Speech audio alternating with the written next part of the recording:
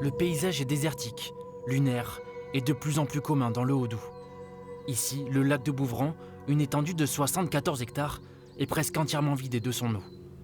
Les quelques curieux venus assister à cette démonstration de la nature n'en reviennent pas.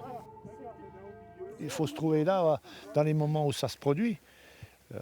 Maintenant, moi, je ne me suis jamais trouvé là dans ces moments-là, mais c'est quand même, depuis longtemps, la première fois que je le vois aussi bas. C'est un paysage magnifique. Après, c'est vrai que ça paraît quand même inquiétant par rapport à l'écologie, à la planète. Effectivement, ça pose quand même pas mal de questions.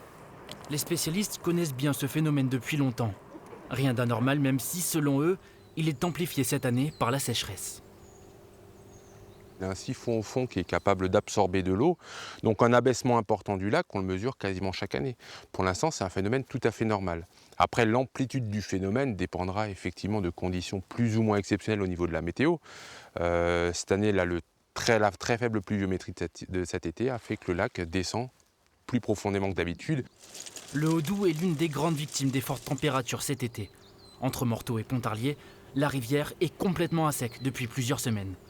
Pour cette entreprise de croisière sur le Doubs, la catastrophe n'est pas seulement écologique, elle est surtout économique. On a été obligé de déplacer les bateaux donc jusqu'ici.